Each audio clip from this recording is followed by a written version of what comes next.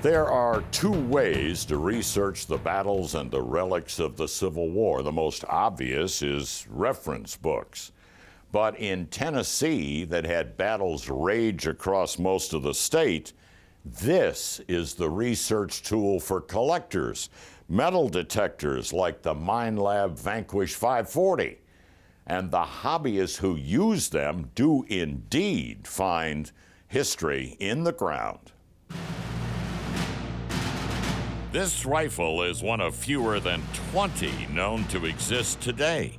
A short-barreled British Enfield, pattern 1856, part of a special order manufactured for the state of Georgia early in the Civil War. And Civil War historians tell us there is no other quite like it. In its own right, it's a super rare weapon, but when you add to it, it has just a killer historical importance to the battle here. Nearly 80,000 soldiers fought in the Battle of Stones River near Murfreesboro, Tennessee, just after Christmas of 1862. Almost a third of them were killed, wounded, or captured. Both Union and Confederate troops carried the pattern 1853 Enfield rifle musket, a .577 caliber cap-lock muzzleloader imported from England. The Confederates also used several types of short-barreled Enfields. Just 800 were marked G for Georgia, although some of those went to other states. Nobody knows how many Georgia fusils were on the Stones River battlefield, but we know this one was. Lost by a Confederate soldier during the battle.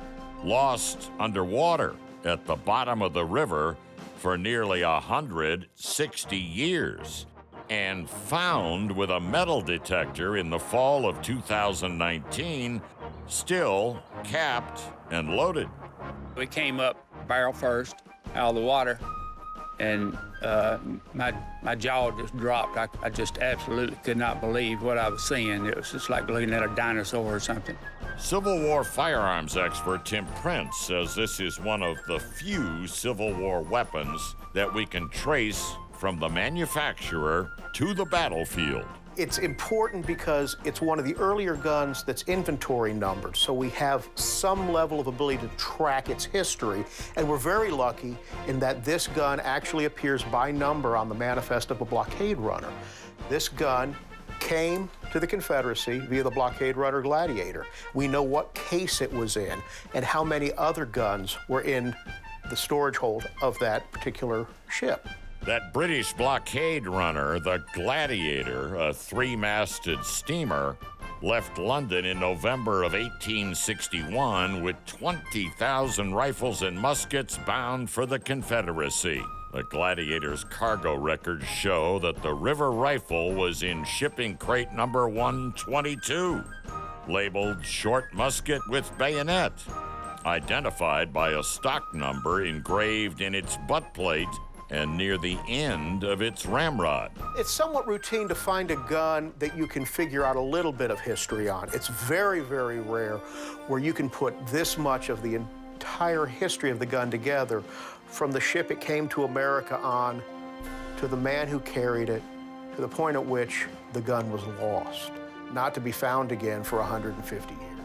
It's one of the coolest finds, historically speaking, that I think has ever been found here at Stones River. It's a rare thing that 157 years later, you can find an artifact that you know as much about as we know about this weapon. A Georgia fusil in good shape can be worth $20,000 or more, but no other fusil has the history of this one. The soldier who carried it scratched his name, O. Perry, into the trigger guard. O. Perry was Private Orrin Perry of the 16th Louisiana Volunteer Infantry, Company G, the Piney Woods Sharpshooters. Old maps and battle reports show that the 16th Louisiana fought right where that gun was found. and lost nearly half its men in just half an hour. This is the official records of the Union and Confederate armies of the Civil War. Stones River historian Larry Hicklin says Private Perry probably lost his rifle in the heaviest fighting of the entire battle, when the 16th Louisiana crossed the river by mistake and found themselves outnumbered 20-1, walking straight into 58 Yankee cannon. These guys found themselves all alone on the wrong side of the river. And as dark began to set in, they were pinned against the river, and when the retreat call came, when their buddies across the river began to fall back, it was only minutes that they had to get back across the river or either be killed or captured. Private Perry got away, but his rifle stayed behind, buried in the river bottom, its final stop on a journey covering thousands of miles. It's not about a gun. It's about history. It's about an amazing artifact that was witness to the bloodiest conflict in American history. Don't think of it as a gun per se. Think of it as a witness to history. Private Perry survived the battle at Stones River, but was captured at Missionary Ridge a few months later. He walked home after the war and lived another 60 years. His grave is in a country churchyard near Hineston, Louisiana. But his rifle stayed in Tennessee, telling another part of that same story, another modern-day example of history in the ground. Shooting USA, Wednesday, 9 Eastern and Pacific, 8 Central on Outdoor Channel.